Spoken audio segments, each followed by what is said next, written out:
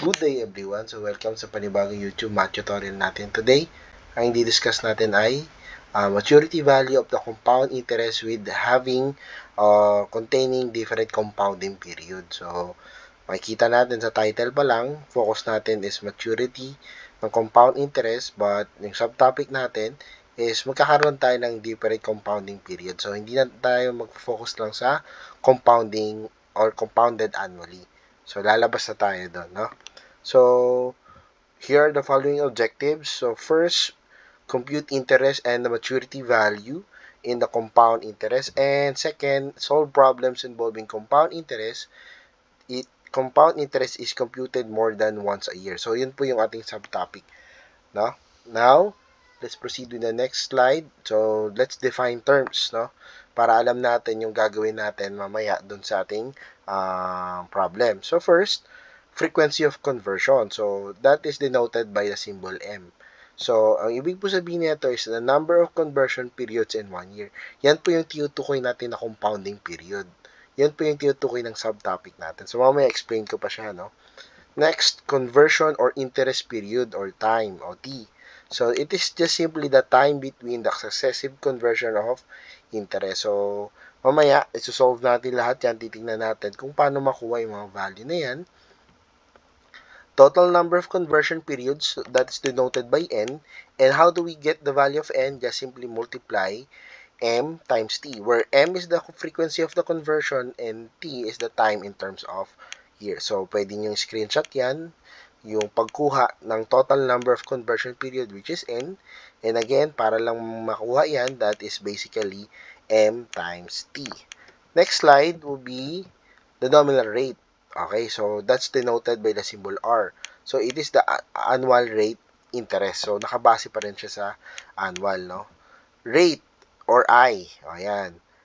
It is the interest for each conversion period. So, hindi na to basta R lang, no? So, we need to also convert the value of the rate. So, that's denoted by I. Kasi, syempre, nagbabago yung conversion period. So, dapat, nagbabago rin yung ating value ng rate. So, para makuha yung rate or yung I, that is simply R, which is the annual rate interest divided by the frequency of conversion or what we call the compounding period. Now, allow me to discuss the conversion period or the compounding period. So, let's start with the word annually. So, pag sinabing annually, kada taon, per year. So, ang question dyan, paano mo i-convert ng tama yan? So, isipin natin na yung compound interest ay lagi nakabase sa isang taon. So, question, ilang taon meron sa isang taon? Isa. So, that's the reason why the value of M is equivalent to 1.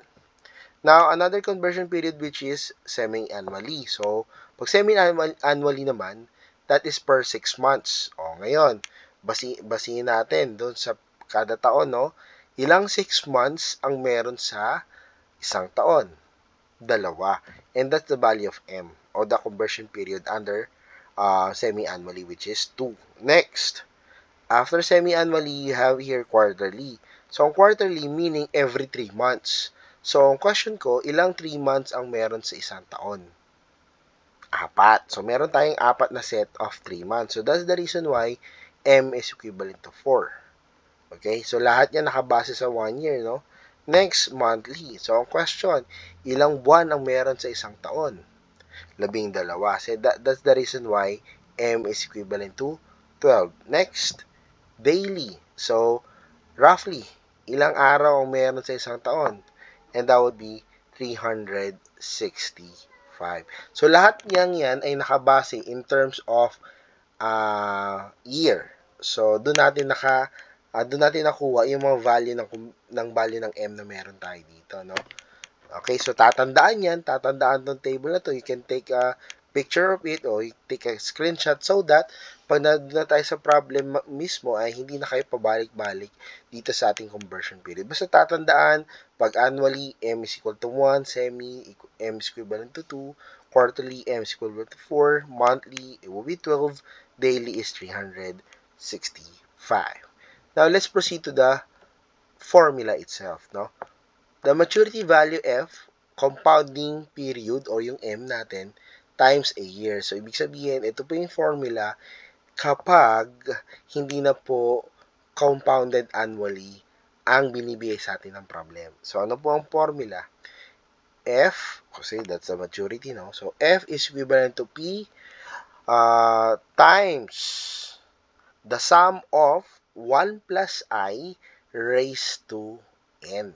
So, ano po ibig sabihin nito? So, again, the P is the principal or the present value, F will be the maturity or the future value at the end of the term, and I is basically the annual rate divided by the frequency of conversion, and the value of N is frequency of conversion times time in terms of years.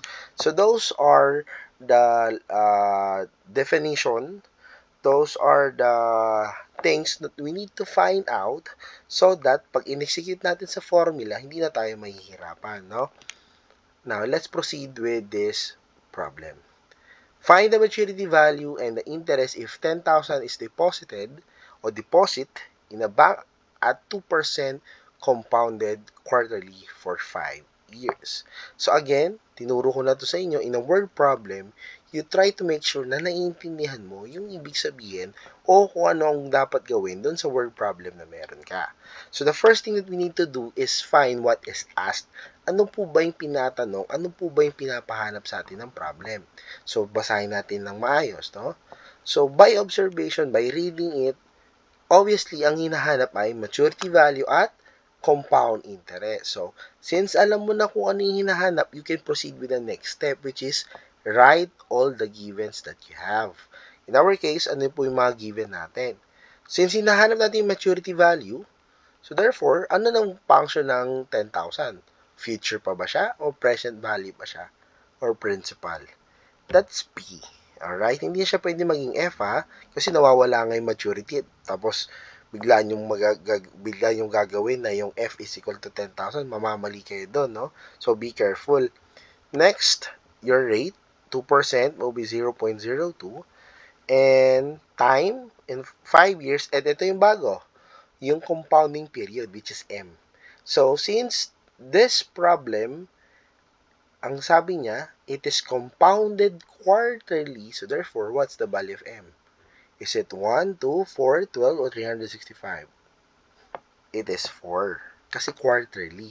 So, you can go back dun sa compounding conversion period table natin kung sakaling malito kayo para may tama yung inyong mga sagot, no? Now, since kompleto na yung apat, ang kailangan mong gawin, bago ka mag-solve dun sa formula, hanapin mo muna yung different parts dun sa formula. So, meron kang sa formula natin, merong P, merong I, at merong N. So, ang meron lang tayo ay P. Wala pa tayong bali ng I. So, paano ba kunin yung bali ng I? So, R over M. So, yung R natin, kinuha natin doon sa rate, which is 0.02, divide by M, which is 4. So, 0.02 divided by 4, that is, the answer will be 0.005. Ngayon, some calculator will give you 5 point times 10 raised to negative 3. That's the scientific notation. So, you just simply move your decimal point thrice. Bakit thrice? Kasi, kung makikita nyo dyan sa calcu na gamit nyo, kung ang lumabas ay 5 times 10 raised to negative 3, so, since negative siya, ang galaw ng decimal point natin ay pakaliwa. Ulitin. Pag negative yung ating exponent, ang galaw ng ating decimal ay pakaliwa. Kung ito naman ay positive, ito naman ay pakanan. Ngayon, ilang galaw? Depende kung anong exponent. So, makikita nyo yan sa calcu ninyo. If you gonna simplify 0.02 divided by 4, kung ang lumabas ay 5 times 10 raised to negative 3, so, tatlong beses mong igagalaw yung decimal point pakaliwa. So, that's the reason why your answer must be 0.005. Ngayon, kung hindi naman ganun lumabas sa calcu nyo at ito na agad lumabas 0.005, wala tayong magiging problema. So, again, you just simply move your decimal point sa kaliwa pag negative, kanan naman pag positive. Next, we need to solve for the value of n, which is m times t. And if you're gonna multiply m and t, 4 times 5 or 5 times 4, that is 20. So, meron ka ng p, meron ka ng I, meron ka ng n. So, we need to find the maturity value na. So, the formula is, again, p quantity 1 plus I raised to n. And then, after you write the formula, you substitute all the values that you have on your solution. So, yung P is 10,000, yung I natin is 0.005, and yung N natin ay 20. So, sa substitute lang talaga natin. Next, if you're gonna solve this one, unahin muna natin yung nasa loob ng parentheses. So, basically, class, ang kailangan natin gawin dito is you need to add this to, ayan. So, 1 plus 1 plus 0.005, and the sum will be 1.005. And then next, before you multiply it to 10,000, make sure na raise mo muna sa exponent. Bakit? Use the rule of PEMDAS. Kasi pag hindi mo ginamit yung PEMDAS rule, tendency, pwede ka magkamali dun sa ating final answer. So, be careful. So, after we solve the parentheses, you proceed with the exponent. So, kindly plug in on your calculator 1.005 raised to 20. I hope you get the answer 1.10 48955771867. Okay? So, I hope nakuha niyo yan when you press these two values. So, dapat po pre-press mo yan. Ito po yung magiging sagot. Next, you're not done yet. You need to multiply to your principal or your present value. So, 10,000 times the result, and that will give us 11,048.957. Now, to finalize your answer, students, dapat, as much as possible, 2 decimal place lang ang meron tayo. Okay, so after 5, the result is, or the value is 7. So, kapag 7 po ba, ay obligado po ba tayo mag-add ng isa o hindi na po tayo mag-add? Mag-add po tayo ng isa kasi pasok siya sa range ng 5 to 9. So, kapag yung number natin, ang kasunod nung round off natin na number is from 5 to 9, obligado tayo mag-add ng 1. And that's the result, that's the reason why the result is 11,048.96 pesos. So therefore, that is the future value or the maturity value in this problem. Now, tandaan natin, hindi lang maturity value hinahanap, interest din. Yung compound interest. So, paano bang kunin yung compound interest? Ayan na po. Ayan. So, basically, ang pagkuha ng compound interest, F minus P, so future minus present. So, yung future natin, 11,048.96 minus the present, which is 10,000, and the difference between those two values is 1,048.96. Okay, let's proceed with the second example. Find the maturity value and the interest if 10,000 is deposit in a bank at 2% compounded monthly for 5 years. So again, alam natin kung ano na hinahanap, which is the maturity and the interest. So next is to write your given. So let's starting write our given, no? So first we have the value of P, which is 10,000. Next, the value of R, which is 2% or 0.02. Next, the time is in terms of 5 years. And what will be our M? What's the compounding period right here? Compounded monthly. Ito po, compounded monthly. So, therefore, if it is monthly, ilang buwan meron sa isang taon, that would be 12. So, yun po yung reason, no? Bakit yung M natin ay 12. Next, you can solve for the value of I. So, R over M. So, 0.02 divided by 12, the result will be 0.00167. Now, if scientific notation na naman lumabas, katulad nung sa example number 1, i-move nyo lang po yung inyong decimal point pakaliwa kapag ito ay negative. Bibilangin nyo po o titingnan nyo kung ano po yung exponent ng inyong base of 10 para yun po yung number ng galaw ng decimal point. Next, the value of n. So, to solve the value of n, M times T. In our case, 12 times 5 or 5 times 12, that would give us 60. Next, you can now solve for the future value or find the maturity value in our case. Now, in our given, you need to write first your formula. Lagi tayong magsisimula sa pagsusulat ng formula para mas maalala natin yung mga formula na kailangan natin matandaan, lalo na kapag kayo ay magkakaroon ng self-assessment patungkol sa compound interest. So, again, proceed tayo. So, after you write the formula, you substitute. So, lahat na nakikita natin na given at yung value ng I at N, ilalagay na natin mismo doon sa formula.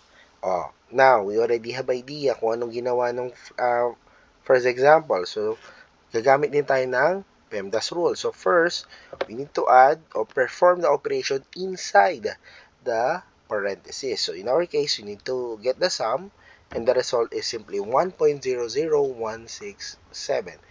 Next, you simplify in terms of the exponent. So, sabi dun sa PEMDAS, parentheses and exponent. So, kindly plug in your calculator 1.00167 raised to 60. Let me repeat. 1.00167 raised to 60 was the result. I hope you get the same answer with me, which is 1.105299,5962317.